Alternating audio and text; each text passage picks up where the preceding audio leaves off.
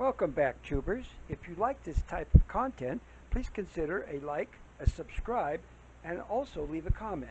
Thank you. Woo! Welcome back, tubers. The title of this episode is going to be The Good, the Bad, and the Ugly. Remember I was telling you that a lot of this stuff is just easy, but there's a couple of items that are particularly not enjoyable. And today we happen to be doing one of those, and I'm going to be showing you that.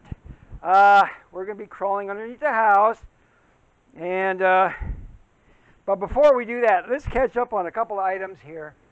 I wanted to show you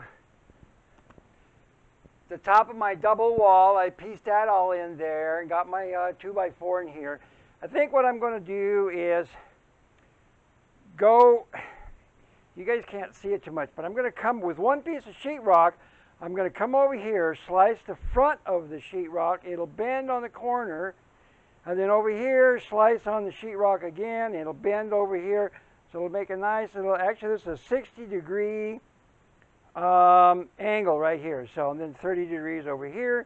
And then what I'm going to do is, since there's only about less than an inch, I mean I could slide sheetrock behind that, but then I only got a little tiny sliver right here. So what I'm going to do is cut the sheetrock on the back side, fold it, and have it come over here for the door. You know, and then it'll end up right here or whatever, you know, wherever the 4-foot sheetrock stops at, you know. And I'll get that all measured out. But that's for the future when I get ready for sheetrocking. The bathroom walls are all completely done. Top and bottom. Like I said, I've got some more plumbing pieces there, so I can start working on that. But today, what I wanted to do is my little temporary beam that I had in here. It is, like I said, sagging down on the top of the dirt in there. And I just got done digging a hole to put one of my concrete bricks down in there, you know, so I can have a platform to put a jack on. In this particular case, I don't have a whole lot of room, so it'll have to be a toe jack.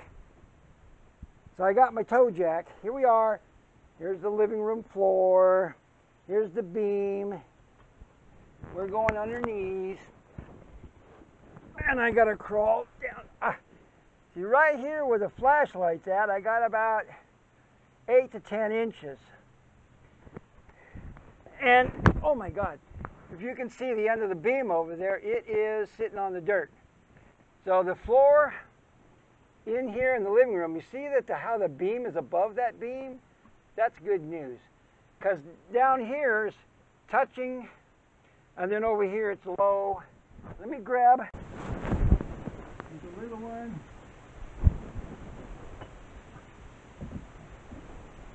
I'm telling you, I don't have a whole lot of room here. I'll hope this works. That temporary beam is about 60 to 80% still good. I just need to move 2 or 3 of these up about an inch or two.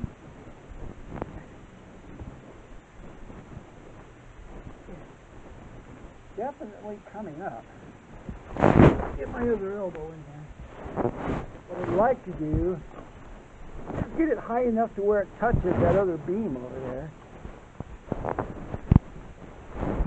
Okay, now we'll get leverage to help us work for us here. Beam coming up. A couple of snap, crackles, and pops. Now, I'm always concerned about being safe.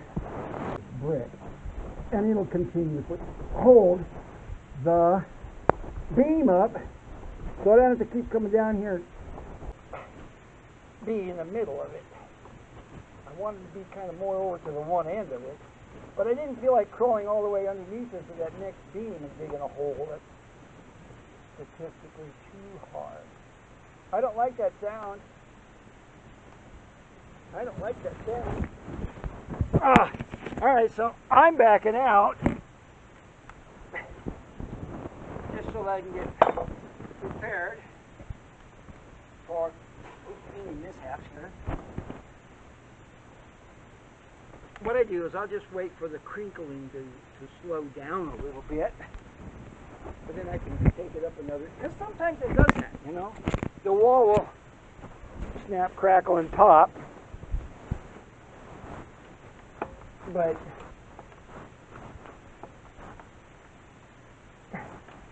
you got to remember that this floor hasn't been lifted up in many years, so it's got to do some settling. I got the beam over there. It is being pulled up ever so slightly. I can see the third beam over. This is the second beam. This first beam is by my face. I can see that that second beam is still a little bit lower.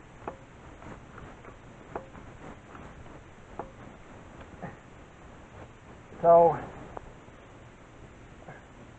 let me see where we're at. Check. Oh, I'm getting really close.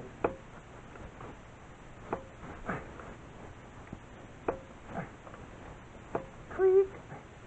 Okay, so 16-inch on centers are about, I'm about 13, so I'm 3 inches off. Now I'm 2.5 inches off. Yeah, about 2.5 inches off. So that'll put me exactly, dead center right here. That's where the center of this will be the center of that. So if I can get that picked up another 1.5 inches, this will slide underneath there. And then at the other 16 inches, come over here, this wall doesn't follow convention. Let me see. 16 inches will come over here, right here. So center of the beam will be the center right there, which is fine. So these are all cut to the beam. This one is cut to the beam. I put in another one over here. I'll cut it to the same length as this one right here, and then I'll go, whoops, sorry about that, I dropped my mic. Okay, like I was just saying, let me repeat a little bit of this here. So this floor joist is cut to the beam, and this floor joist was cut to the beam. Exactly the same length as this. They attached to the same board on the other side. Now, this wall is down about 1 inch. I'll still need to come up a little bit, both sides of this temporary beam. But right here, this crack right here is my separation for 16-inch on centers. So this board's got to move over 2.5 inches to there. And then my other 16 inches comes to right there. So this wall is not following convention, 16-inch on centers. Only because there's a door there, you know, and that's made it different. But anyway, I'll cut this one to the same length as I cut this last one. And then I'll get prepared. Like I said, I'm going to trim all my living room floor joists at the same length after I string a chalk line and find out where that's at, and then get those all, I'll take my Sawzall and zip it straight up. As you can see, I went and pulled this one beam out of the way. It was cracking, it was crumbling anyway. That was I just threw it up on there to keep the floor from flopping around, so no biggie. And here is the end of what used to be the beam down there. You know, big old 7 by 12 or 14, whatever it is. You know, it's a pretty good sized beam, but it was sitting on the dirt for a long time and it's totally compromised. Now, the only saving grace that I've got is that most of these floor joists are still in pretty good shape.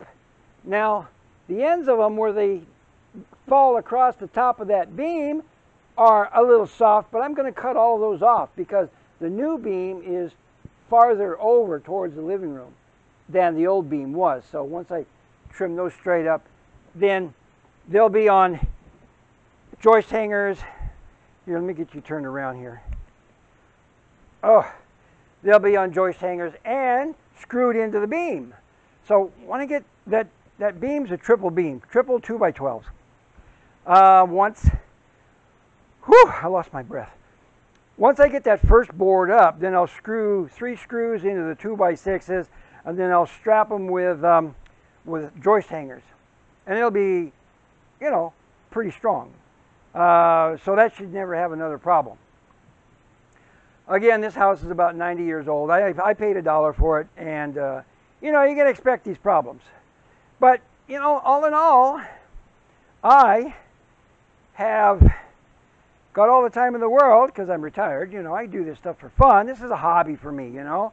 And eventually I'm going to be living in this house. Oop, let me get up here. So, I'm loving it. Now, if you've made it this far into this video today, I encourage you to throw me a like and a subscribe. And also a comment. I want to hear what you guys are thinking about.